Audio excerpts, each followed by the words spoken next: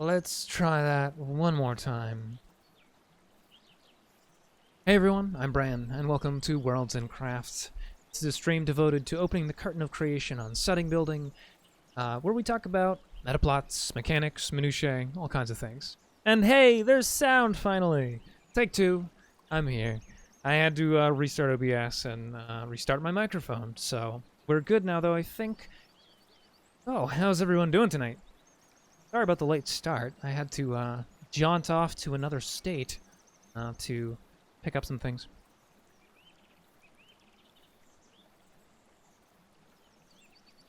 And we turned it into a long adventure, so ended up getting back much later than normal. Started 7 o'clock. But I do plan to go the full 2 hours. That said, I do need to be off here before 9. Otherwise, there would be a scheduling conflict, so we'll just keep that in mind throughout the course of this. So some of you may be noticing that, one, the layout's different. Well, you know, for this, it seemed like I only really needed our notes, and that I can use this for map making on Thursdays to make it even better, more resolution, so hooray there. And then secondly, it looks like the notes have changed, and that is completely accurate.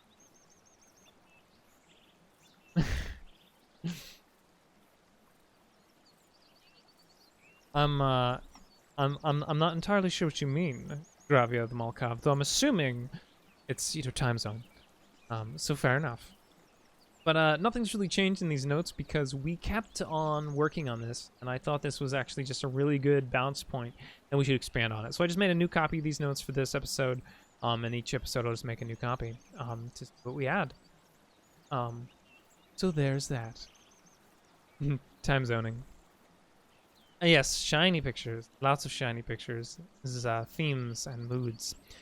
But for those who didn't catch what we did last time on Worlds and Crafts, we talked about a new setting that was shared between various visions of people, both in the chat and myself. Just ideas that we came up with from personal fantasies or preferences, building out into a concept, and then developing themes and feelings. And so I will just read the concept for always a good starting refresher point. And also, at this moment, I'm currently listening to mynoise.net, which is, I don't know if it's coming through. Sometimes it does, sometimes it doesn't.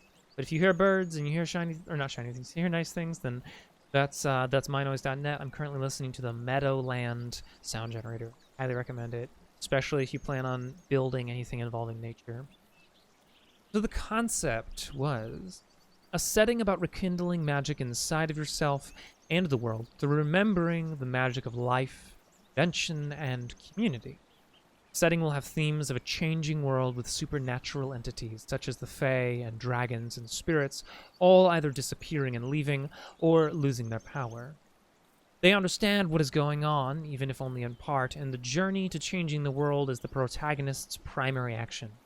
Heal or harm, it is an epic fantasy about the path to renewal, struggle, or destruction. And then we, from there, built out some lovely themes and feelings. That the magic of nature is killed by civilization, basically. Civilization, big quotes there. And that the intuitive spark, or the inventive spark in humans, dies when caged, when imprisoned. So then there was something else we added that was brand new to the last episode, and it was these concepts of massive magical structures, these massive constructs almost, these like fantasy robots, kind of, that carry people and cargo on their back overland between great city-states. And that out in the world there are actual miracles to be found, things that you could go and ask the gods questions and be actually receiving an answer. Prayer doesn't work, but there are things out there, spiritual experiences awaiting you. You just have to go to those sacred places or find those sacred things. And a big theme was you can always rekindle your magic.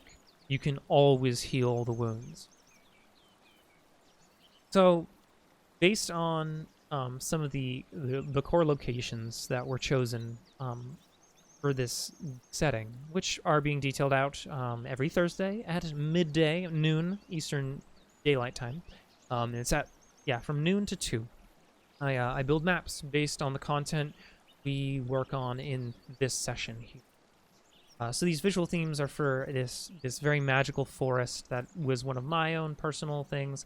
Various constructs that people had suggested. I really liked the inclusion of the Magic the Gathering Hangerback Walker because it has some very excellent visual themes to it that are less modern and just more altogether strange.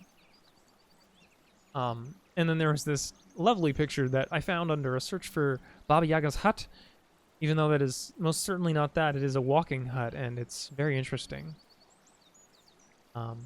Then we were looking at some big cities for a city on the bluffs, a city in the in the savannah, and that was as far as we got, I think.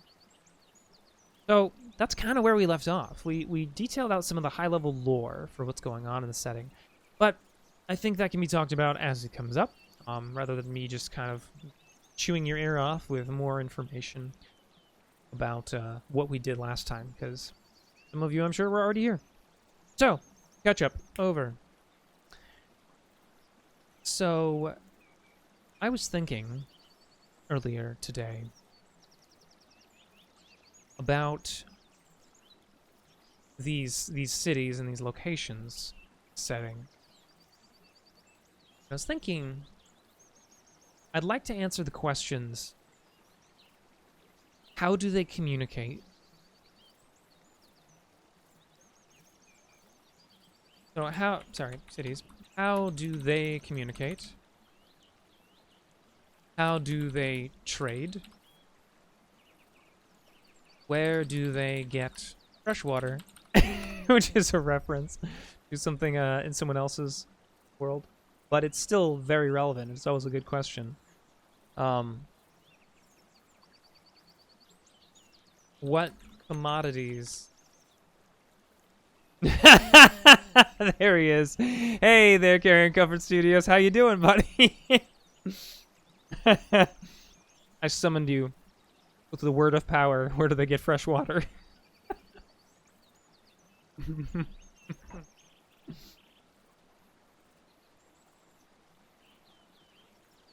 So what commodities do each city... does each city trade?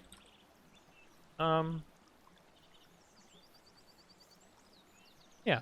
And maybe some high lore questions to ask is, are there churches? Temples? I should say, are there churches or temples? Do they have clergy? Or is it community managed?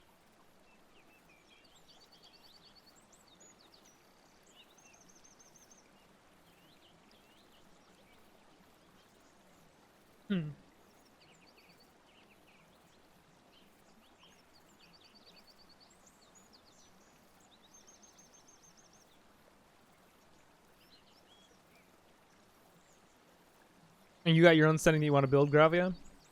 That's fair. I mean, I'm glad this is helpful, because a lot of the times I kind of feel like all the stuff that I know or experience would think of is exactly what everyone else would think of.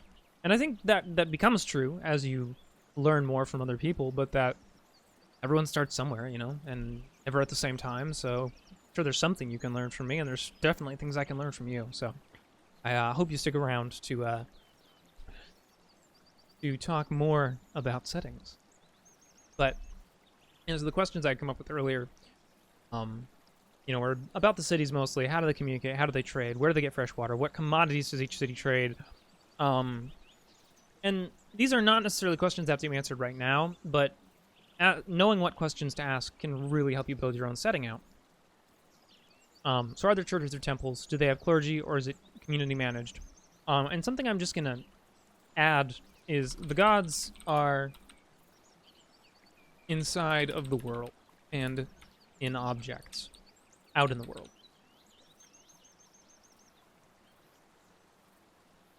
So, prayer becomes a dubious thing, but that does not mean that no one in the world prays. And with that, I would like to say there are stories of people who were in dire need that were given help even without those holy sites and holy relics. Boom. Cool. That was something that I had kind of already established in my head, that unless, people wanted to add to or oppose to, because as always, Worlds and Crafts is a collaborative stream. So your input matters all the time. You think something would be cooler another way, I will most certainly hear you out. Hello there, Mr. Squarepeg. Thank you very much for the follow. We gotta end here by 9 tonight because we do have the rain benefit stream going on, so we don't want to be overlapping any of that. I don't. There's a lovely broken golem. You're around, aren't you? Ah, yes. Broken golem, can you grab the rain benefit auto sender? Just because I want to have that in here. Anywho, there it is. So yeah. Gods are inside of objects, but there still might be churches and temples out there, but where are they? And, do people run them, or were they built by someone and now people who come across them just maintain them? Or maybe they become unmaintained. Do people just take that up as their job? And for the cities, really just kind of asking logistic questions here, because we have already addressed that there is a city on the back of a giant gator. And that is something that I did not start or create. That was definitely Noir Witch, and that was fun. The giant animal thing was not Noir Witch, but I just remember the gator remark, and it's silly, but at the same time, you go, that's really cool, and like you can see it in your head, just this, absolutely gargantuan gator, and there's a city on its back. There's already ridges in place and everything. So, there's that. But there's a lot of large things in this land. Most large being, most large made thing by mankind being these walkers, these striders, spirit walkers, that they traverse the landscape, rising their riders above the dangers of the world. And I was thinking that maybe the world is becoming either corrupted, or there's monsters, or maybe it's just naturally really hazardous to people. And these striders stride across the land between these city-states, doing trade, bringing people, and, plenty of independent captains. So you can have all kinds of overland exploration, adventure, but with a almost nautical feel. I thought that was be a very fun thing. So, that obviously comes into play with some of these things, like how did the city, or what commodities do they, or how do they trade? So, probably be dropping that down. Go. So how do they trade? Well, one method. Oh, caps lock. One method. They Striders. Okay. So Striders in the setting cannot be mass produced. Today, Mr. Squarepeg, we are working on a setting that has no name. But it began by talking about people's personal fantasies and like what kinds of fantasy elements in life they prefer. And then just suffusing it into one, which you can, check out over here. I should probably put this on a website for people or something. I might do that after this stream. But giving you everything we've worked on. But yes, Epic Worlds. And it's ultimately something I would like to use, and I think like run a game in. I think that would be fun. So at the moment, we've kind of gone through base concepts, we've gone through themes, and we've started asking high-level lore questions. Things that kind of, create our framework for our world, blah, blah, blah. If your developed games are right, I won't talk your ear off about it. But, we're on that step. And so we have a lot of questions to ask, probably many sessions of dealing with this. And then ultimately diving a lot deeper into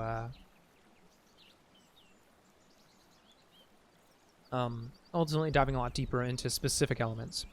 At some point, if it becomes too tedious, what I'll probably do is take the development side of the individual concepts off of stream and focus in stream on other things, because it might get a little tedious and boring for people on stream, because a lot of people don't come to stream to watch you write long-form concepts. That said, if that's something people want, I'll totally do that. But we'll cross that bridge when we get there. At the moment, we're still on high-level lore. We're still on asking from afar, from far away, what does this world look like? What kind of people populate it? What kind of cities are there? What is the, what is the ocean made of? Things like that. All of these big questions that you can answer from far away. So that's where we're at. Sorry if that was long-winded. That's my middle name. So, going back to where we were. Spirit walkers can't be mass-produced. So, the answer to the question of, how do they trade? Using striders, sure. But it won't meet every need. So, is there a particularly industrial city that has come up with another method? Maybe airships, something like that?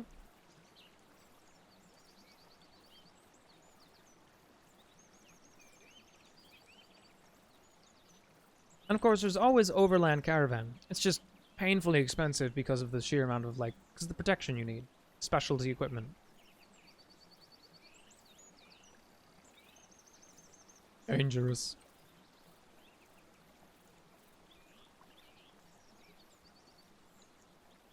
Or maybe they trade on the backs of giant hawks or something. I'll choose one if no one gives any input. Obviously, I'm not going to sit here until you all decide. But if you have any input on interesting ways that fantasy cities in a very magical world, I should say a very non-real world, that is still kind of going to be low magic in some ways, with the people's ability to access it, but it's going to be everywhere.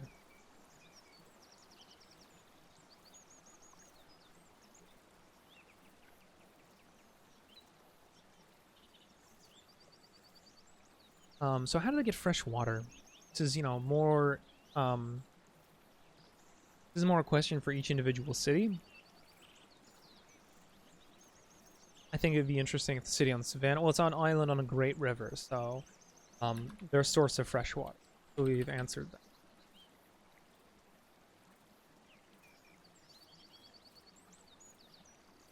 Another question to ask. Aqueducts and rivers, yeah. True. Source of fresh water.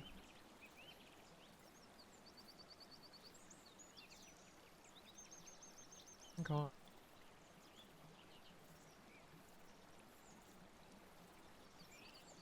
So the city on the bluff, that one's interesting. I mean, there's nothing saying you couldn't get fresh water on a sea bluff, but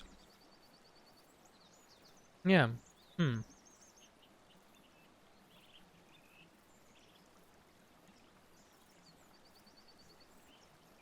They have a desalination plant. I mean, technically that's possible. It's really not that hard.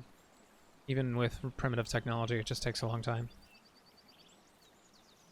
Let's see. Let's get that one for now. But think on that. How would a city on a bluff get its fresh water?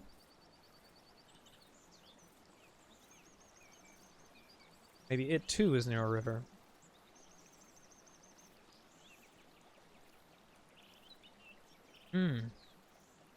Floating city. How do they get water?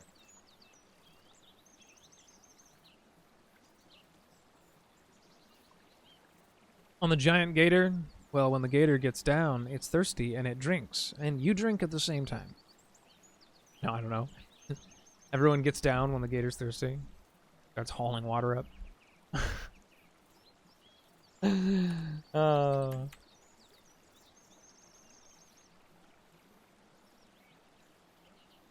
Oh, that's a... yes, that's such a good one.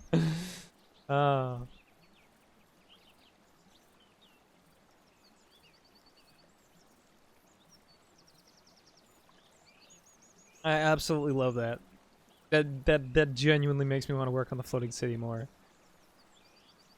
Okay. Um. So how do they get fresh water on the giant gator? I mean, the gator goes to water times. Pick it up then.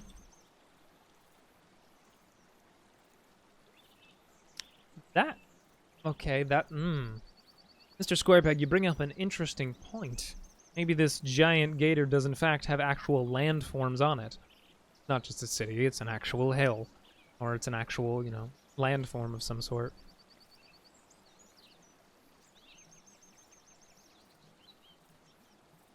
Huh. Okay. That's something actually I didn't think about, Gravia the Malkov, thank you. Is that it is feasible, if difficult, to gain potable water, from specific plants in the right areas. The city on the bluff. Maybe there's some rare kind of plant they have.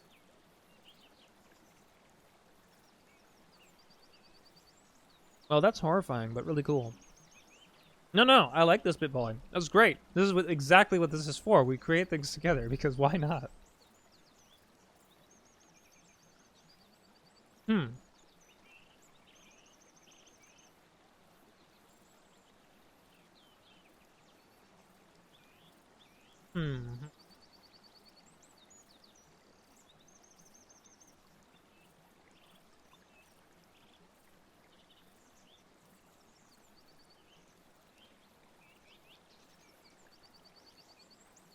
Imagine the city on the bluff they probably have decent drilling technology. Maybe there's like the edge of an aquifer nearby, and they have like a really deep well.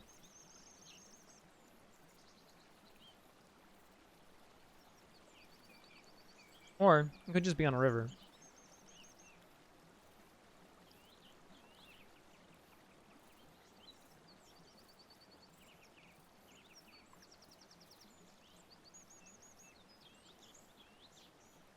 Okay.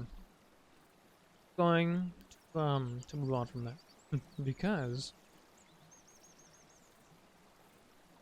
you can always try to answer it later.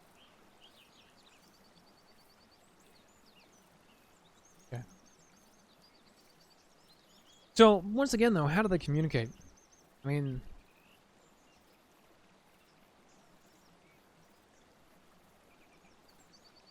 communication. Letters. Shipped via regular transport.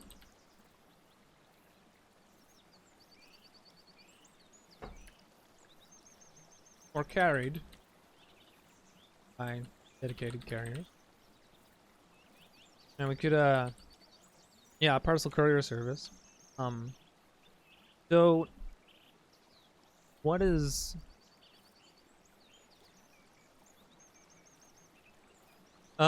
well, that starts to sound a little bit like deep lore, rather than high-level lore.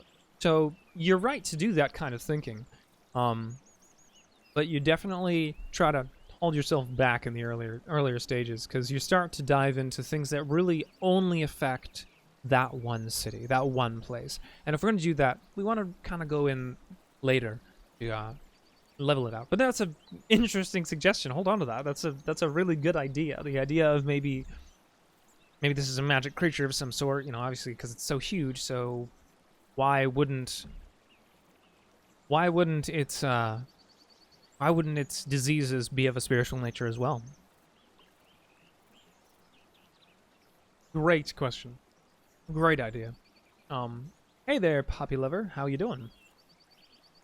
So, going back. Oh, right. Yeah, so the constructs, yeah, via Strider, you're right. So letters shipped via regular transport, carried by dedicated carriers. So dedicated transport, I was thinking, is basically any method of trade. So caravan, Strider, and maybe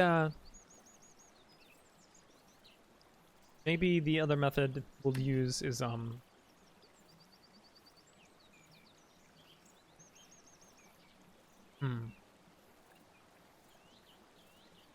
to think of exactly what you could use, because it would be fun if you if you basically had a carriage, like a sky carriage, or like, you know, a sky caravan, but they're like pulled by flying animals. I think that'd be funny. They have like wings. There's gliders. Alternately, airships. And I mean, airships are pretty cool. So maybe let's just go with airships for now. Just angle toward that that total fantasy steampunk type thing going on. See if that holds water for us or not. Carried by dedicated carriers. But then I was also thinking, what if instead of shipped, if they have messengers of some sort? I mean, what if there's some kind of creature that they can use for communication? You know, taking advantage of some natural phenomenon. I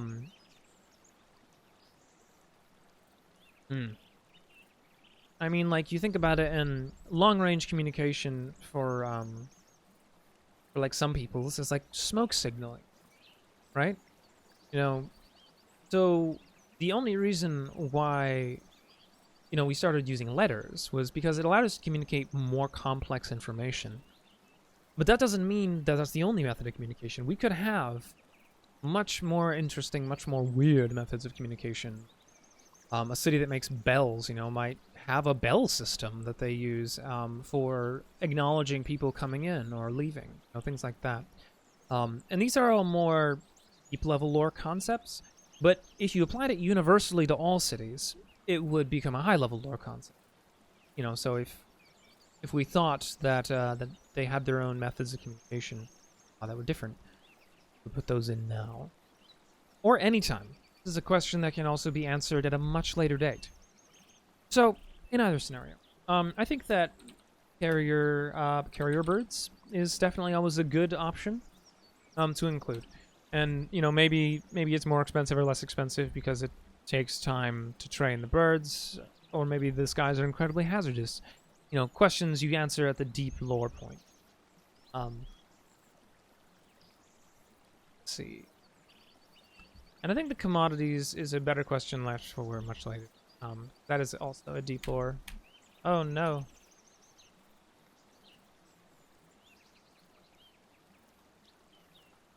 Trying to... There we go. Alright. City on a bluff, city on the savannah.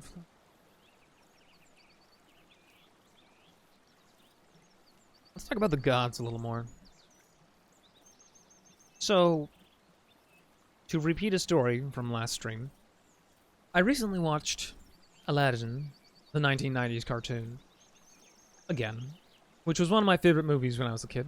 And my god, I had good taste. Man, that movie's good.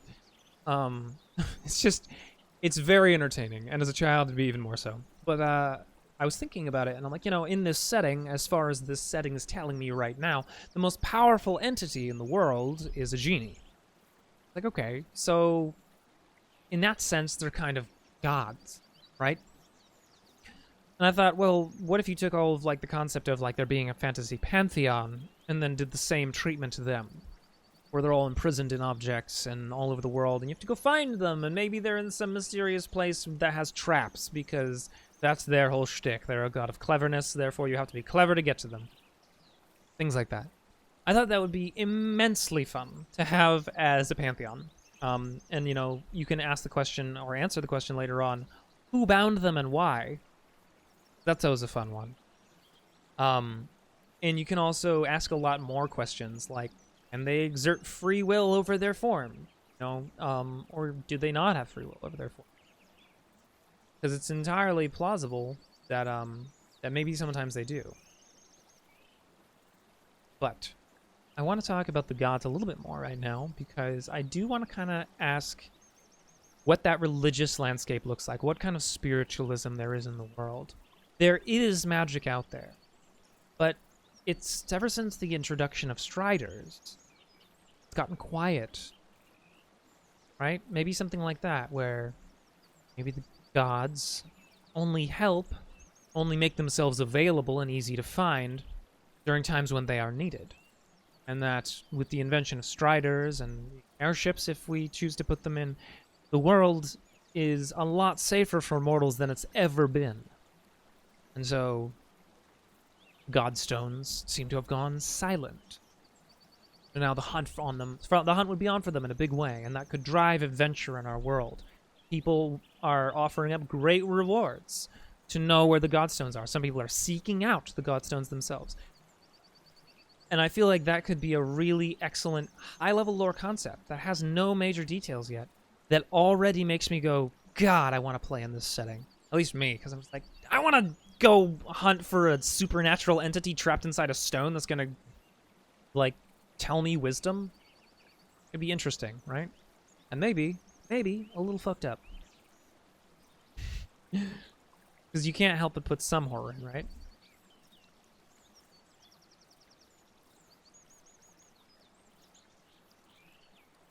You know, you've been redeeming hydrate. I've been hydrating constantly. So I think I'm in the lead here, but I guess. Oh my god, when did they raise the price? It now costs 2.5k in blood points to make our streamers drink.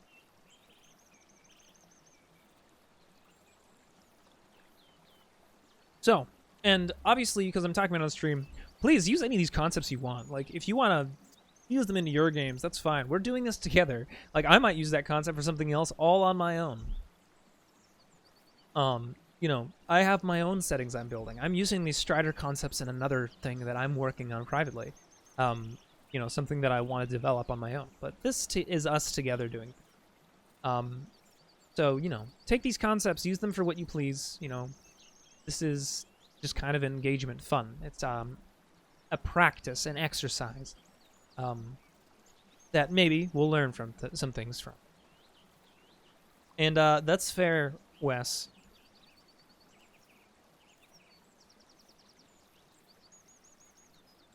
Right. Yeah. Yep. Yeah, because I mean, it seems like we kind of want blood point expenditure to mean something. Like, it's for interaction, so if we just start ignoring it, then yeah, the price needs to go up.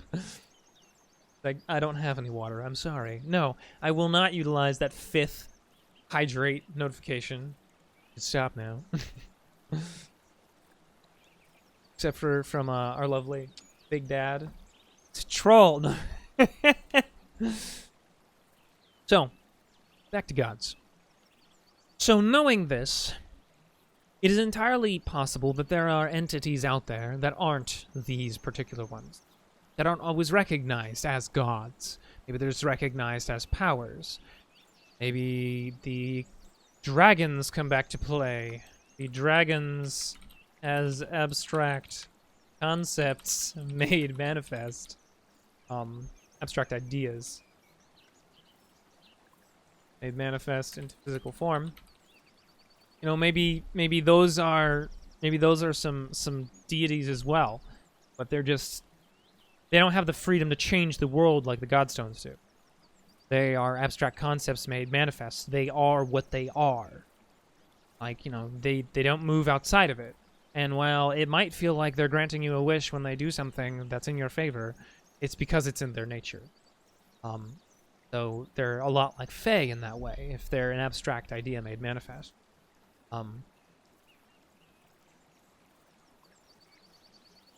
Maybe are worshipped by some people. Dragon worship is banned. No, I'm just kidding. No, I don't want to turn this into Skyrim. Hey, you're finally awake.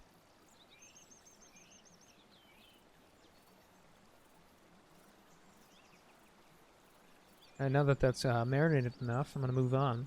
So, knowing that there are these potential like dragons as abstract ideas here, gods are out in the world inside these gemstones. Yeah, exactly, Wes. Did you think that there are churches or temples? I think that for the godstone, there are chapter houses of adherents who seek out the stones of their preferred stones.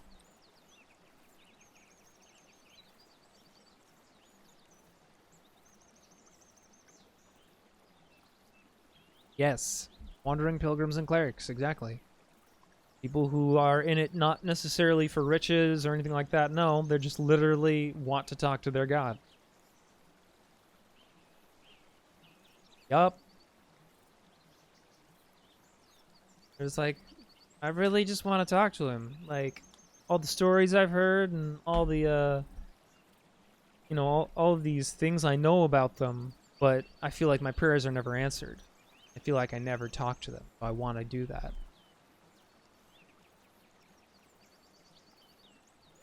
I think I just accidentally stumbled upon why other religions were way more interesting for Christianity. Moving on, sorry. That is a personal opinion that is not necessarily held by everyone, but it's definitely... So... yeah, I think that there would be chapter houses for these gods. With wandering, as our lovely Carrion Comfort Studio said, wandering clerics and pilgrims seek the stones out in the world for them and their kindred spirits. Can't say the word kindred without thinking of vampire now. Ah! Curse you! V5.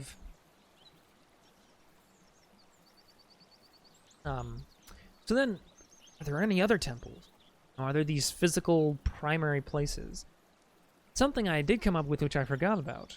Scrolling all the way back up, a place that hasn't been detailed out much because it's mostly, I think it being in my initial, contribution to this was, I think people didn't want to comment on it, which is fine, I guess. But there's this enchanted magical forest, this lighted forest where spirits and such take refuge.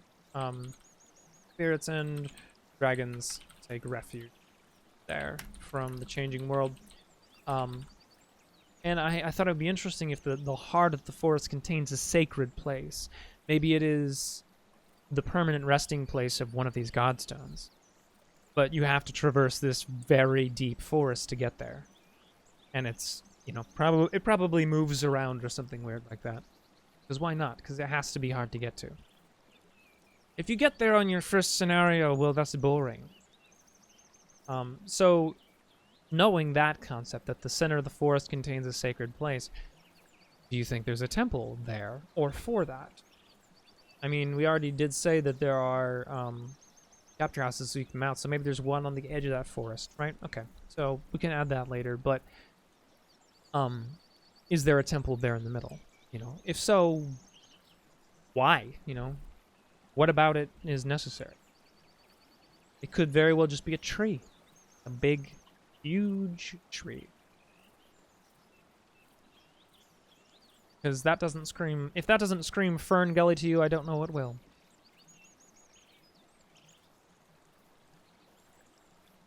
I just kind of want to use that. The giant mystical tree in the middle... The lighted forest. It is a sacred place. The spirit that resides there. Boom. Alright. Yep, Fern Gully. I'm gonna get a cease and desist order in about 2, 1. But, and Deku Tree, I actually don't know what that is. Do you care to, inform me there, Mr. West? Brother Wesley.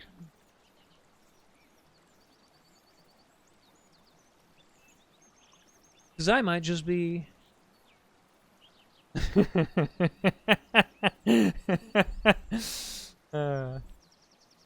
Next to the Deku Tree resides the IP lawyer tree.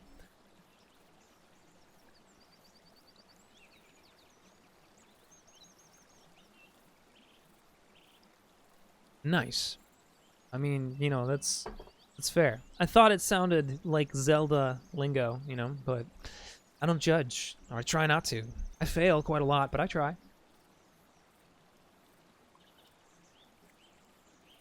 Let's see here. Sometimes the judgment just comes to me like a strike from God. But that I do not judge. Okay. I think that's enough on the gods for the moment. I like to bounce around because that's fun. Thinking that the whole, do they have clergy or is it community managed? We're already addressing that, but it is a good question to ask. If there are attendants or there aren't. The gum fruit. Oh man, I have not watched Carrion Comfort. What? Oh. Wow. Sorry, I was thinking about something. A mystical every ivy tree. Got confused. Rewind. I've never watched One Piece. I really haven't. And I've been told I apparently need to. But I just can't bring myself to get past the first couple episodes. I did say some judgments strike me from God, and that is one of them. I just can't get past the beginning.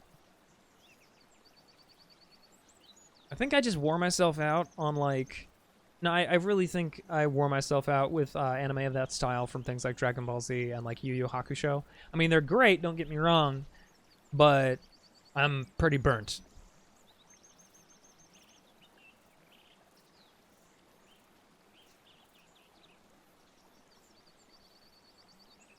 Let's see. All right. Getting away from talking about anime. All right, so we may come up with more churches and temples, obviously, because that'll be more of a deep dive thing. But it's good to kind of ask some questions like that early, just so you kind of know. So, all right, I want some help here. I really want some input. What abstract concepts, what abstract ideas are made manifest as dragons in the world? Because this is a big theme moment. So if you have these entities that live in the world, and they are dragons or whatever else, doesn't matter what they are. If they are the manifestation of an abstract idea in physical form made manifest in our reality, they're kind of an outsider, right? They don't have... They're alien to mortal life, to any life that has to fight for its own existence. Corner hounds. Are you talking about the Hounds of Tindalos, Gravia? From Monsieur Lovecraft? And Broken Golem, I think that's a fine question to ask that I think you're plenty capable of answering. Did you have a specific example of a primal that you could think of, or a higher? Because I don't see why we couldn't have dragons that are made of both. I mean, primal concepts are obviously going to be very powerful. That's more... We're getting more into, the Warhammer 40k Chaos Gods territory with that, where there's a giant commentary on, humankind taming nature, which I don't really want, so I don't like the idea of that being the enemy of people, because it's against the kind of message of the stream.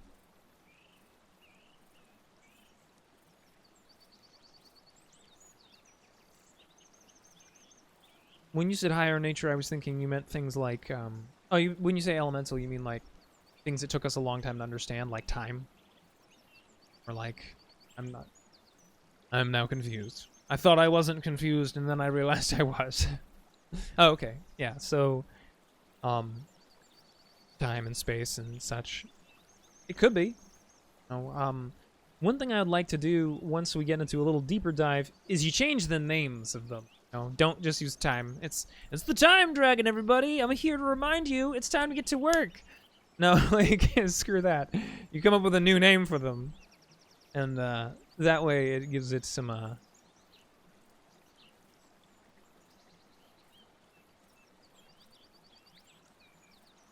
entropy. Oof. That's a big one. I mean, I'm fine with that. You know, I mean, ultimately the dragon of entropy is the dragon of everything becoming cold.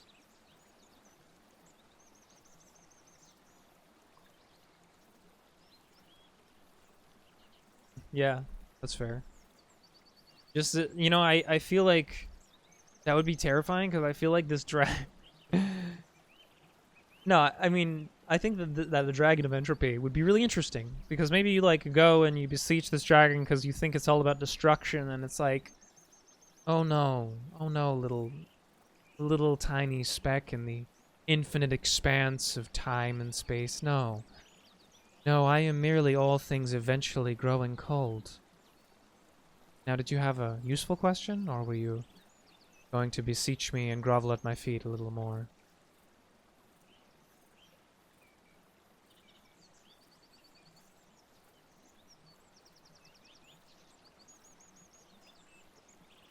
Well, I know exactly what book series you're talking about, Gravia the Malkov. I can see how that setting could be very fun to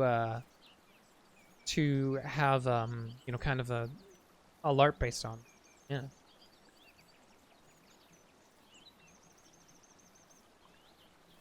I will say the author is excellent at suffusing real feelings and real concepts and like real world with the fantasy. Very good at it. You know, definite strong suit. Which is part of the reason why the world building concepts are just so compelling. But um yeah, so I like the I like this entropy dragon. Okay. What about some other abstract concepts made manifest?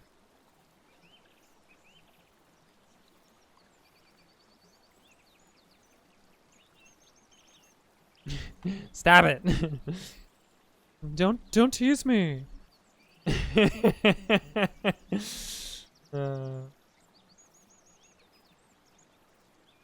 I couldn't define suffuse for you exactly, other than to combine in a good way. I was thinking of it like infuse, but like instead you're combining two things instead of taking one thing and adding it to another. Maybe I'm using it wrong, because I might be. That happens sometimes. Think you know the definition of a word, and then people are like, what the fuck are you saying? Oh, sorry. As I eat an individual almond. So. Grief.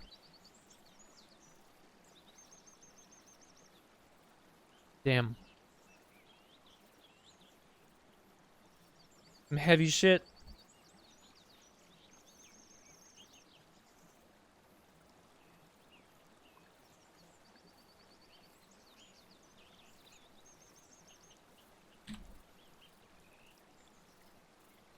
Letting go is a wound. Grief.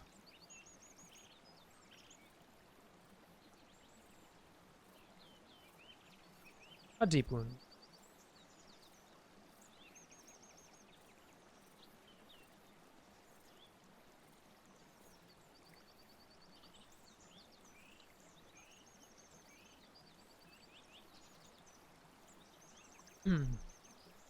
Consciousness. Okay. Well, congratulations, Gravia the Malkov, because you have just won our special prize, which is, can of worms right there. But, I like it. The good can of worm. Consciousness. Define consciousness for me.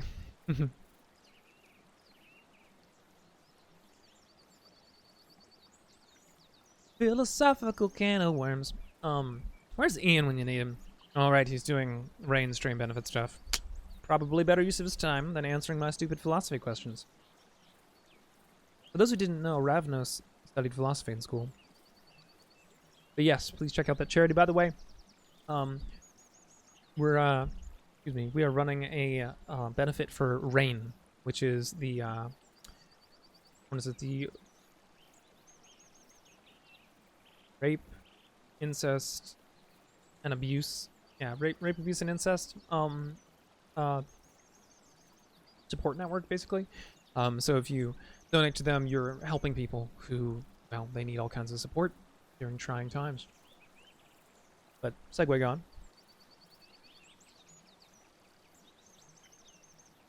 So, well, if a dragon is an abstract idea made manifest, it has to have a physical form, right?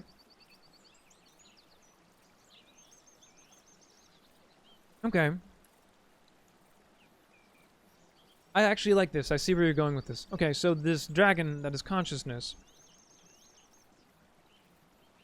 No eyes can see the whole truth.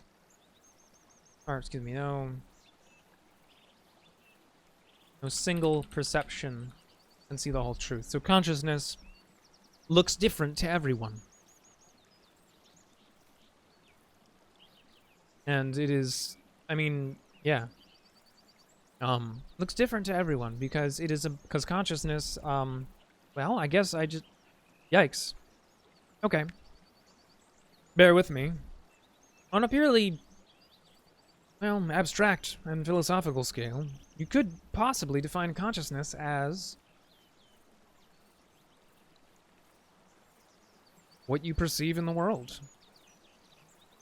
I mean, like, we already measure intelligence based on that, the things that we can understand about the world and perceive. So if consciousness looks different to everyone, you know, then to creatures that can't perceive the world as much, they still exist. They're just different.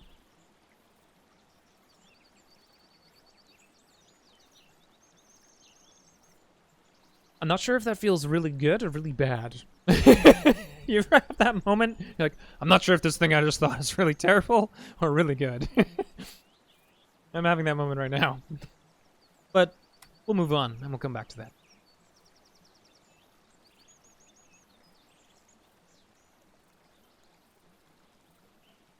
Yeah, either that or maybe you would, instead of go insane, just be brought to tears by its beauty. Forever marked with the image in your mind, unable to shake it, and it changes you so completely that most people who see this dragon with the true sight, with the ability to see all things, often leaves their community and departs in the wilderness to become a hermit. Because you just basically looked at God, big G, as far as humans are concerned. As far as the mortal mind is concerned, death is something to be avoided for the wholeness of self, the soul, right? So the idea of a god, of something beyond, very human. So if you look upon consciousness, you are kind of staring down all the terrible truth of mortality in 4K, in vibrant colors and terrifying contrast. The reality that your brain was not meant to handle. And it is equally beautiful and terrifying. It changes you. Maybe it doesn't drive you insane, but it changes you.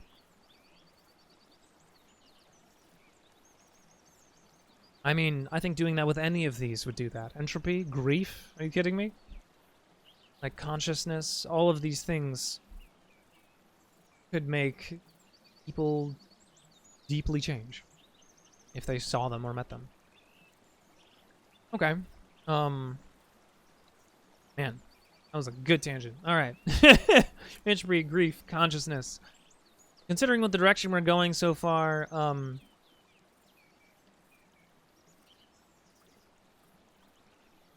not creation?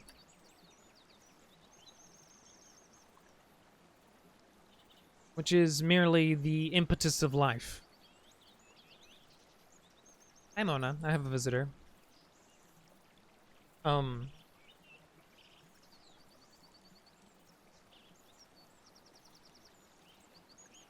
The impetus of all life. Just base desires. You know, you have to eat, you have to drink. Yes, it's the pupper. I'll grab her in a second. You have to do these things. So maybe just call it life. Or leave it at creation. Because why not? the two aspects are interlinked inside the human consciousness, aren't they?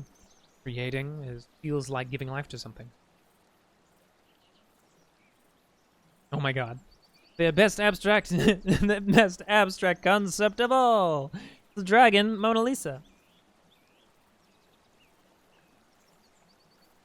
Hardly see her. There we go. Mona. Mona. Mona Lisa. Oh, she is a very pretty dog. He knows it too. God. We took them on a 2-hour journey today in the car. Well, we gave Mona some CBD, and it went well. But she talks like a husky with anxiety. So, at certain points, I could feel my spine nodding itself in half at the tension of constantly hearing. So there's that. Alright. I think 4 dragons of abstract ideas made manifest is plenty, considering they would be so immensely powerful. I think it would be interesting.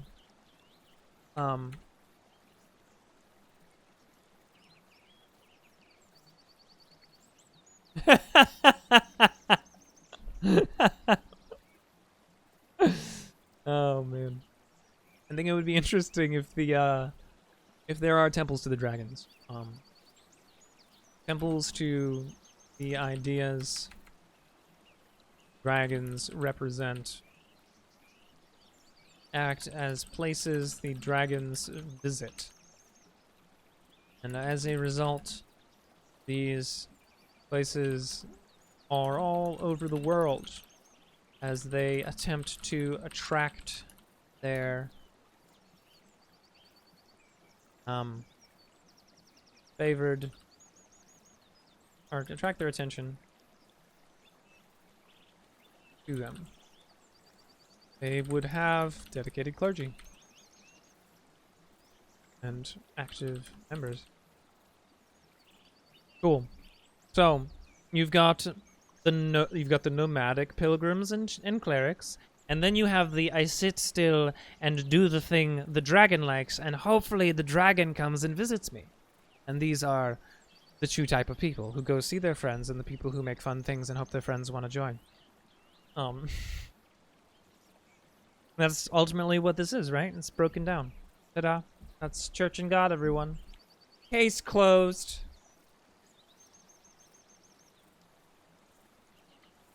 Well, I mean, if they're a dragon of an abstract concept, who says they need to eat? I imagine they probably consume the abstract idea. Their food. That's what I imagine, at least. So, this has been fun to date, and let's do some more, but I think it's about break time. It is 8:05 right now. We do have to end the stream before 9 o'clock. So I hope that you guys have been enjoying the stream so far. If you have, please check me out on Twitter at Catholicaros. I use the hashtag Worlds and Crafts all the time to announce things for this. So if you just want to follow that hashtag Worlds and Crafts, certainly will help you get updates on things I'm thinking about, things I'm doing, things I'm talking about. Otherwise, do remember we are raising money for Rain. And there's a charity going on currently at Onyx Path, I believe, Onyx Path's channel. Could be wrong about that, but I believe so. Thank you very much, Broken Golem. And yeah, if you want to donate to the Rain charity, go to our link in Tiltify right there in the chat. And make sure to follow Gehenna Gaming on Twitter, because we have a lot more that goes on than just. But we will be back in just a moment after getting some more water for more of them hydrates. And as always, something I will not be getting rid of for a long time is, folks, Black Lives Matter. Support Black Lives Matter.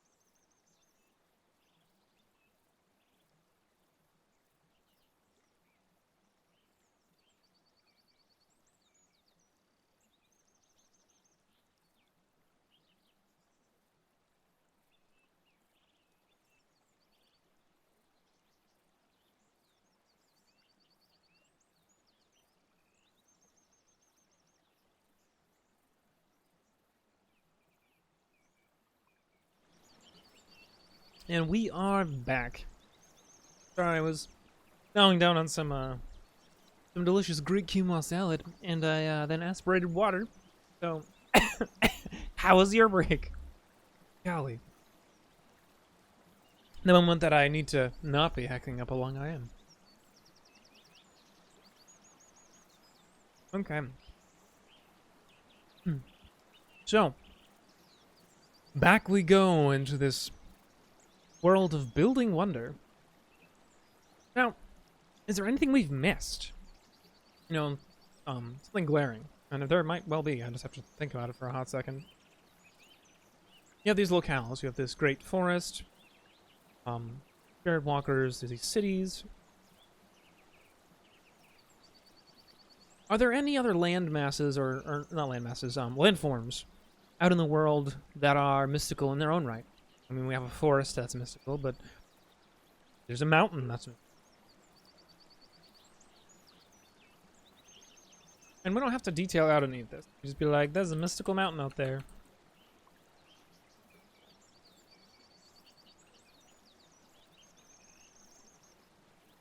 Are there any other locations as well, you know?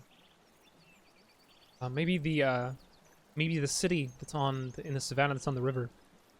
Maybe the river itself. Maybe its spring has a excuse me, a mysticism and power to it as well. You know, these are different things we could include in the setting that would add more wonder to it. And there is such a thing as overloading it. So maybe a forest, a mountain, and a river. Makes sense.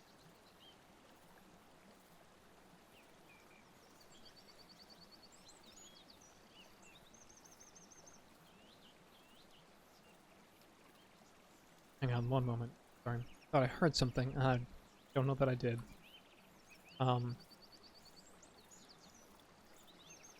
Sacred River.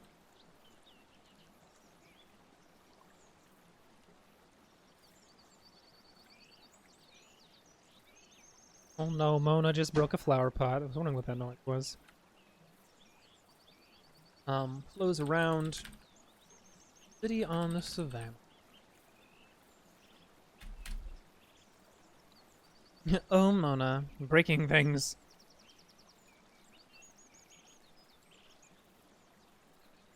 Whoa, all caps. I mean, the mystical mountains near the city on the bluffs.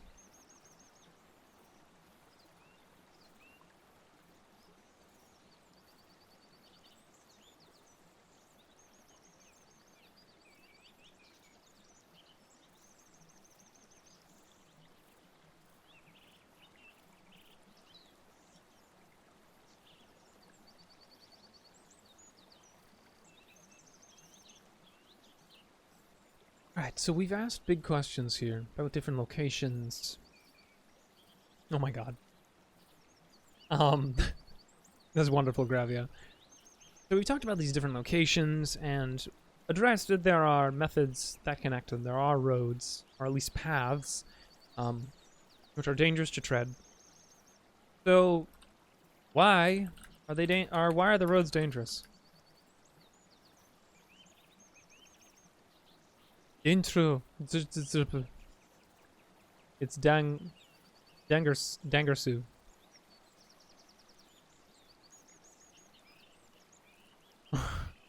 She is, baby, but Mama is quite angry.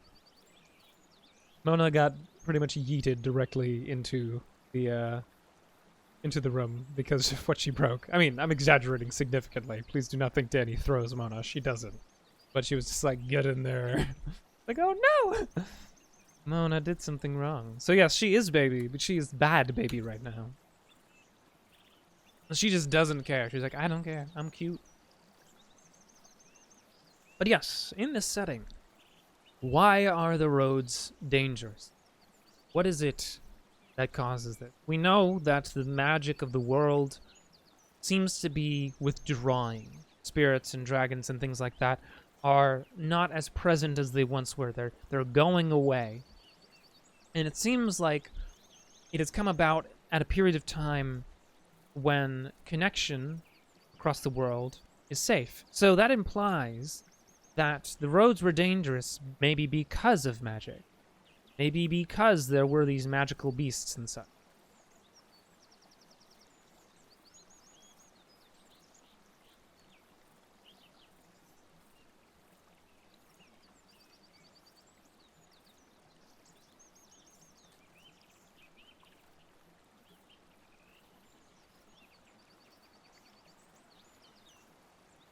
That's right, the zones. Yeah, I forgot about that. Must have written that down somewhere. I did. Yeah. Passing over the land, the areas where nature functions. Right, so why is the road so dangerous? The zones of corruption. Okay, that are occurring across world as the shadow spreads. I don't want to call it the shadow, but as the waning spreads. And I mean, even before that, it was just a long passage to get from point A to point B because you had to pass through a million different territories and things like that, right?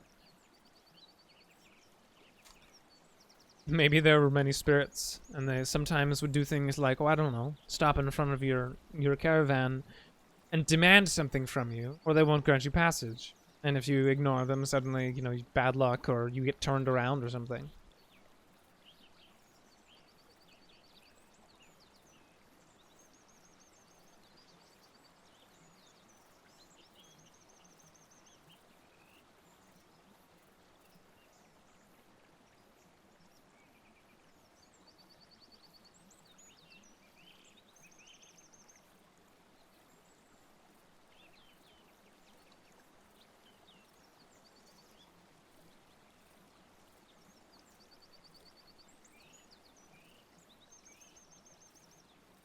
Yeah, I'm thinking of the classic Wee folk mostly in style, where you know these individual types of spirits and entities that kind of do their own thing, and if you don't know the rules of that thing, well, shame on you. You should have known the rules, because they operate under those rules, and that's the only rule they know.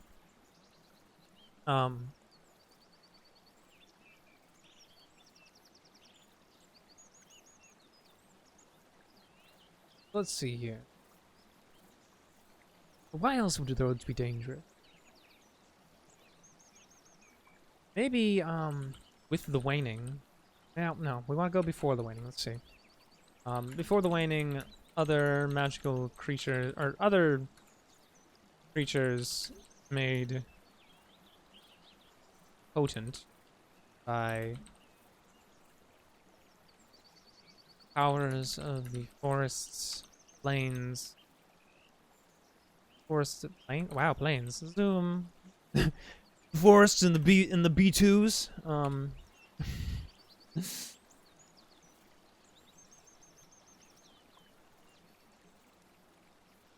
Sometimes a cost to why corrupt caravan.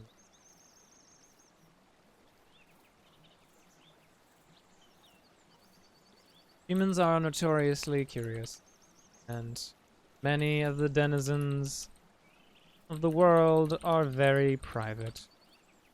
Perhaps. That's what I was thinking, Broken Golem, is that the zones move, but that they usually move slowly. So, new thing that just occurred to me. The zones of,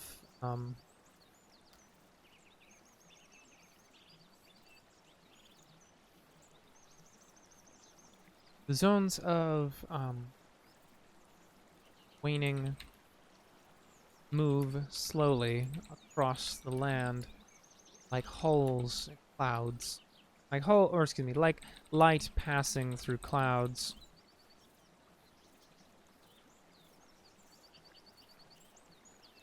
And there are organizations that, from every city and settlement that track the movements of these zones.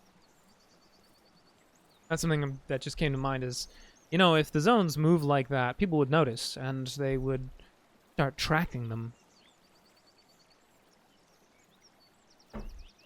Kind of like a perpetually burning forest fire. You need to know where the heck it is. Hell, maybe that's the form of corruption in some of the forests. Maybe it's a forest fire. And it just won't ever go out. You can't put it out because of this, you know, confluence of things happening in the middle. Let's see here. Cool. So, the roads are dangerous for those reasons, mostly inhuman in this scenario, because it's just hazardous to be out there.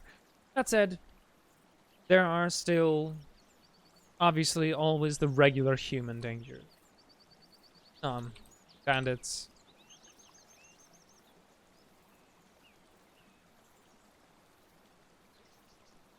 Highwaymen, I don't know where that term came from. But, I do know it's quite old. Okay.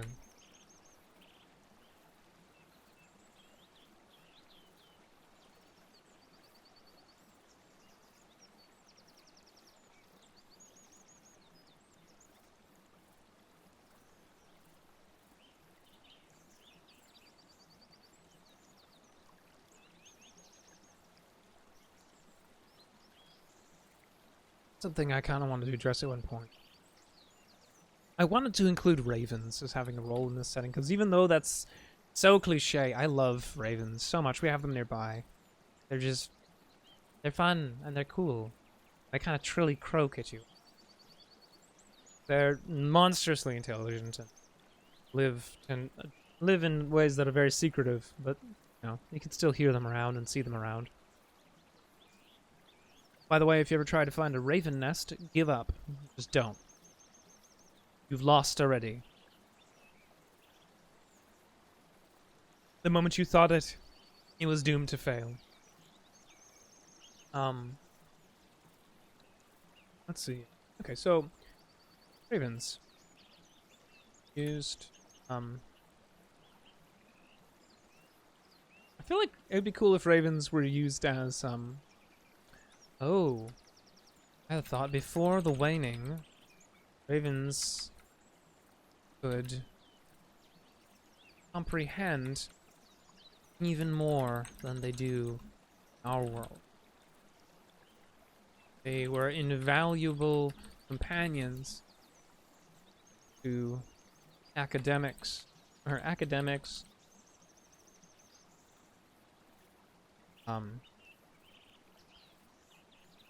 and explorers, academic scholars, explorers. What other thing I'm thinking here is like miners and such. Any task, task that might require an additional problem-solving noggin, and effectively an extra small hand.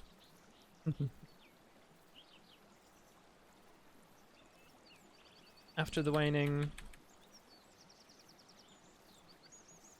their intelligence, or not their intelligence, their comprehension of more complex tasks drops after they become exposed to the wanings.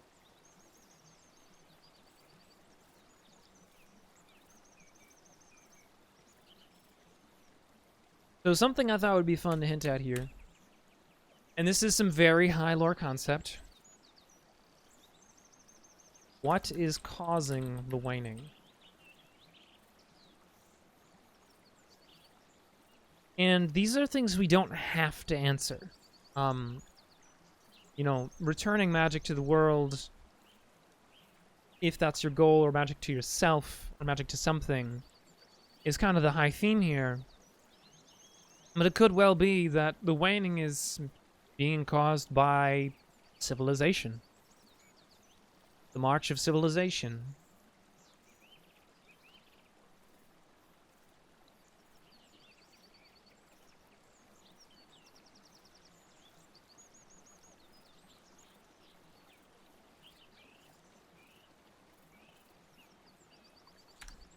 So civilization's march is the ultimate cause of the waning, though almost none actually know this fact. Or not this fact, this idea.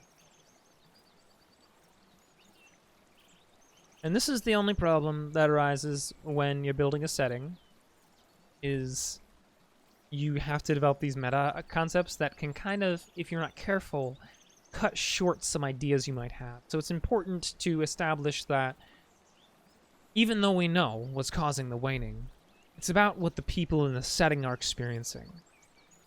No one knows this. And there's a couple, I'm sure, but they're passed off as crazy people. They're kooks. Maybe it's the people who gazed upon the dragons as abstract beings with some kind of true sight.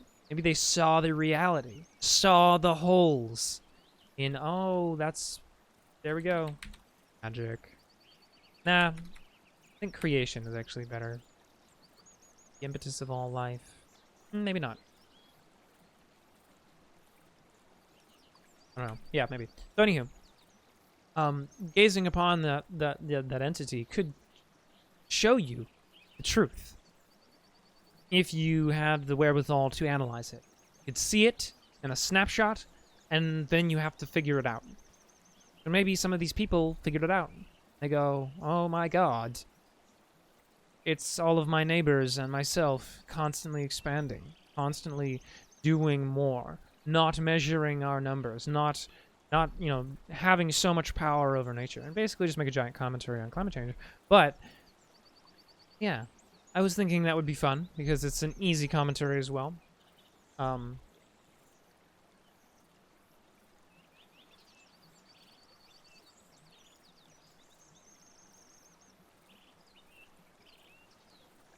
And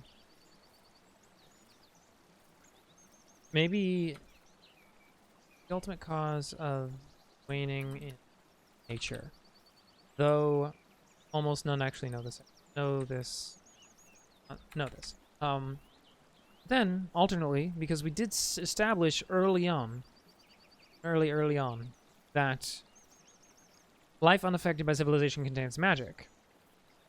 So there's this natural magic, but then there's the inventive spark of mortals, of humankind, that contains a different magic. So the waning there, let's say is,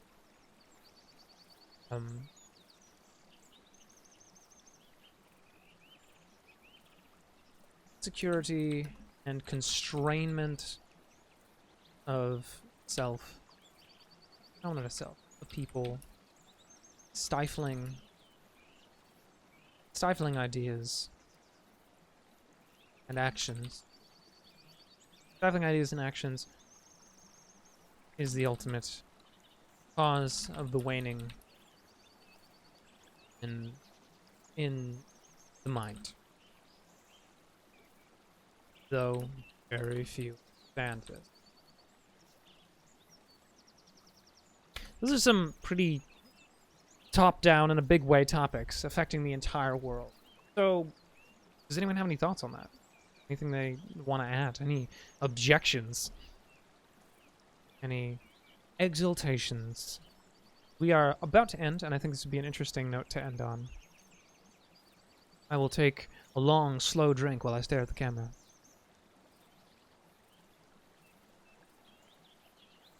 Okay, it wasn't that long. Go. Okay. Well, as always, you can always revisit these concepts later, but I think that's an excellent place to start wrapping this up. We do have to end before 9, so I think I'd rather end things early. That way, I give people plenty of time to do what they need to do. Established a lot today, though. We accomplished quite a lot. Of building things out a little more. That fractal adding on another series of like shapes, making a new image. Things subtly changing, and always trying to remain loyal to our core theme. Adventure is a call that everyone feels. You can always rekindle your magic, and life and the inventive, our nature and invention both contain different kinds of magic to them. Maybe, ultimately what it is that there's an imbalance between them right now.